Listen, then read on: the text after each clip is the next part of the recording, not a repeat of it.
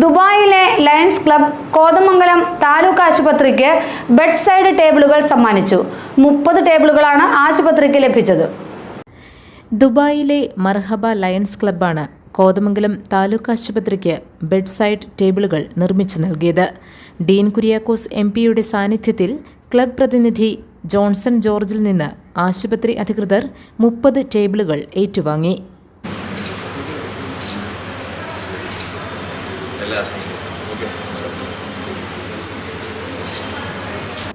ഇതോടനുബന്ധിച്ച് municipal vice chairman Prince വർക്കിയുടെ അധ്യക്ഷതയിൽ ചേർന്ന സമ്മേളനം MP ഉദ്ഘാടനം ചെയ്തു.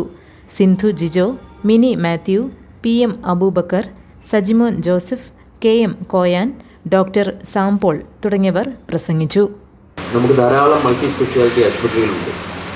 നമുക്ക് ചുറ്റുപാടും ഒന്ന് കണ്ണോടിച്ചാൽ കഴിഞ്ഞ ഒരു 10 വർഷക്കാലത്തിനിടയിൽ ഒരുപാട് സൂപ്പർ സ്പെഷ്യാലിറ്റി ആശുപത്രികൾ വളർന്നു വരികയും അത് നല്ലത് തന്നെയാണ്.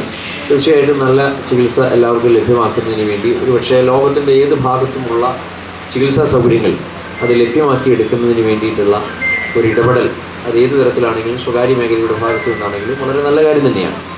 പക്ഷേ വർദ്ധിച്ച ചികിത്സാ ചിലവ് എന്ന് പറയുന്നത് ഏതൊരു സാധാരണക്കാരനും അവിടെയെല്ലാം കടന്നു ചെല്ലാൻ അവരെ അപ്രാപ്യരാക്കുകയും അവർക്ക് ചികിത്സ നിഷേധിക്കപ്പെടുകയും ചെയ്യുന്നതായിട്ടുള്ള ദൗർഭാഗ്യകരമായ ഒരു സാഹചര്യം ഇപ്പോഴും നമ്മുടെ സമൂഹത്തിൽ നിലനിൽക്കുന്നു എന്നുള്ളത് ഒരു വസ്തുതയാണ്.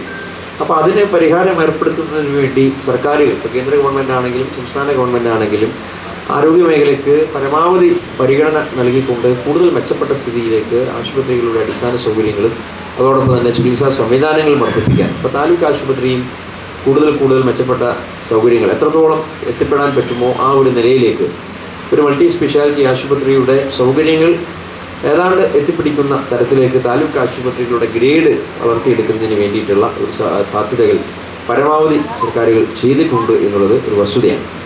GTV news Kothamangalam.